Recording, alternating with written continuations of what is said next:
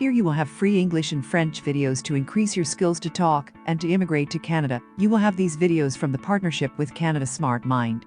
Subscribe yourself to not miss any video. This is what you are going to have. 1. A grammar rule to know how to say your things. 2. A text to improve your pronunciation. 3. An exercise to consolidate your knowledge. You will learn how to speak English and French. You will learn how to settle in Canada. Subscribe and ring the bell to keep receiving these videos. Do not have concerns anymore. Improve your skills of listening, reading, writing, and speaking to get a higher score on international tests and immigrate to Canada or to any other English or French-speaking country. Pay close attention to this video to find out how. Now, here we go. 1. Grammar rule. How American English and Canadian English are different. If you put an average Canadian and an average American in the same room, you may not pick up on the subtle differences between their accents, especially if the American was from one of the northern states near the Canadian border like Wisconsin, Michigan, and Minnesota, where Americans tend to emphasize their vowels. However, if you take a closer listen to these two English dialects from neighboring countries, you'd be surprised to find out that they have quite a few differences in their use of the English language. Spelling. You may notice that Canadian English prefers to use "u" in words like humor and behavior, as well as flipping the American use of "er" to "re" in certain words like theater and center. Canada isn't alone in preferring these spellings. British spellings of these words are taught across most of the world. Another difference between American English and Canadian English is in how each adds suffixes to words. Canadians prefer to use double consonants, while Americans keep their consonants single. For example, Canadians will turn travel into traveled, but Americans will use traveled instead. Units of measurement. The United States uses its own customary system of units. Canada, like most of the world, officially uses the metric system. That does not, however, always transfer into practice, especially in everyday conversation. For example, many Canadians still prefer to announce their baby's weight in pounds rather than kilograms, and Canadian dealerships may advertise a car's miles per gallon, even though their speed limit signs are in kilometers per hour. Phrasing. We cannot discuss the difference between American and Canadian English without touching on question tags. Like nearly all languages across the world, Canadians and Americans both use question tags. However, Canadians tend to endure more flack for theirs. Canadians can turn any statement into a question by adding the question tag "a." As in making hamburgers for dinner, Americans often do the same thing by adding a casual "ha" or "right" to the end of sentences. Maybe these dialects aren't so different. Vocabulary. Though Americans and Canadians easily understand one another, there are a few vocabulary differences that cause some confusion. For example, a Canadian acquaintance puts on runners while an American one prefers to use sneakers. Americans may be surprised that, when a Canadian friend talks about paying their hydro bill, they mean their electric bill. If you find yourself in Canada around Victoria Day, expect to see Canadians celebrating with 2 to 4s, which references a 24-pack of beer. It's worth a mention that, though American and Canadian currency are both counted in dollars, they each refer to their currency in slang terms, using animals native to their respective countries. Canadians have given their bird-adorned coins fun nicknames: loonies, single-dollar coins. However, if you're in the United States, single-dollar notes are often referred to as bucks. Some historical accounts explain this may have referenced how buckskins were once a form of currency. French influence. It's important to note that both English and French are listed as official languages of Canada. Some parts of Canada mainly use Canadian French. Surprisingly, this hasn't affected Canadian English much outside of those regions. Even within those areas, its influence is limited to personal preference. Canadian English and American English are both considered phonologically North American English, meaning that they are difficult to tell apart. Some would even say they're indistinguishable.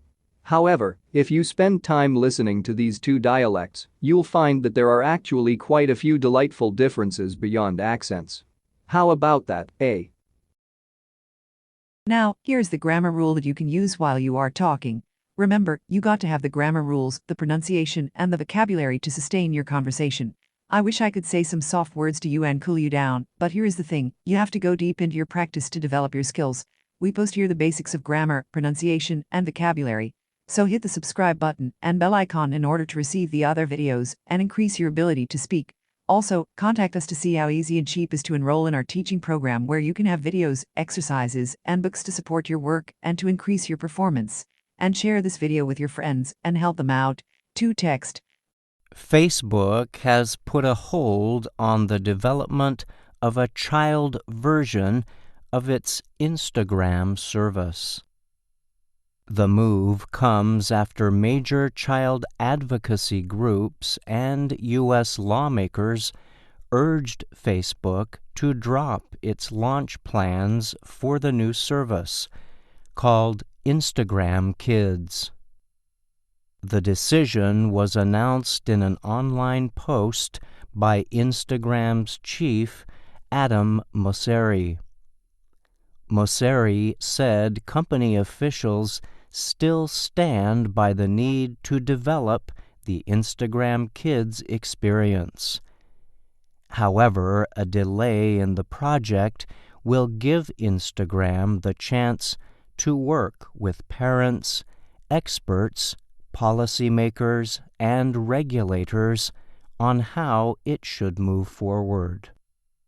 Facebook announced plans for Instagram Kids in March. Instagram says the application is meant for children between the ages of 10 and 12. The company says while the service is designed for kids, it will contain tools for parents to supervise and control their child's experience. The reality is that kids are already online, Mosseri said in his online post. And we believe that developing age-appropriate experiences designed specifically for them is far better for parents than where we are today. He added that Instagram Kids aims to cut down on cases of children misrepresenting their age so they can download and use apps meant for people over age 13. Mosseri said kids will need to get parental permission to join the service, and it will not contain advertisements. Parents will be able to supervise the time their children spend on the app and control who they can message and follow. But the plans have faced opposition from child advocacy groups and some U.S. lawmakers. In May, a group of 44 U.S. attorneys general wrote to Facebook CEO Mark Zuckerberg. They urged him to cancel the project because it could harm children. The group warned the service could increase cyberbullying and help online predators reach children. It also accused Facebook of not taking necessary steps in the past to safeguard user privacy and protect children. Facebook faced similar criticism in 2017 when it launched the Messenger Kids app. The company said that service was designed as a way for children to communicate through the app with family members and friends approved by parents. Child development experts later urged the company to shut down Messenger Kids, but Facebook did not do so. Josh Golan is executive director of the online child advocacy group Fair Play. He called on Facebook in a statement to permanently end its plans to launch Instagram Kids. "We won't stop pressuring Facebook until they permanently pull the plug," Golan said. A group of Democratic members of Congress urged the same. Massachusetts Senator Ed Markey wrote for the group on Twitter that Facebook's latest decision showed the company had heard the calls to halt plans to launch Instagram Kids. He added, however, that the temporary delay is not enough. Facebook must completely abandon this project. Mosseri said while work is stopped on Instagram Kids, the company plans to expand its parental supervision tools to Instagram accounts of those 13 and older. He said more details on those tools will be shared in the coming months. I'm Brian Lynn. Remember to go to the description and check the links for Canadian companies searching for employees outside of Canada. Also, there is a link to contact us in the description. Since you can count only on yourself, make your inscription and hit the like and the bell icons to receive our videos. 3. Exercise.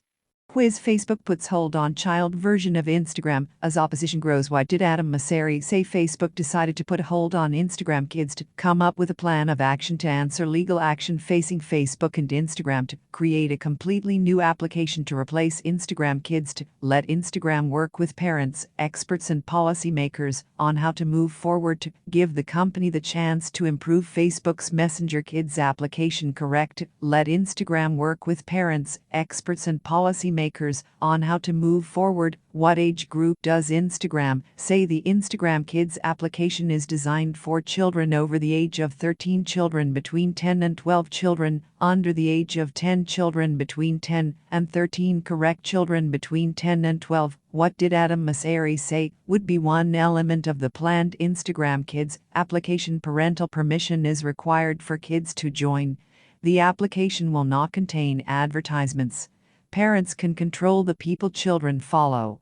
All of the above. Correct. All of the above. What did Josh Gollan say his group plans to keep pushing Facebook to do? To release all data related to the development of Instagram Kids, to remove all child applications from Facebook and Instagram, to permanently cancel the Instagram Kids application, to increase the parental tools plan for Instagram Kids. Correct. To permanently cancel the Instagram Kids application.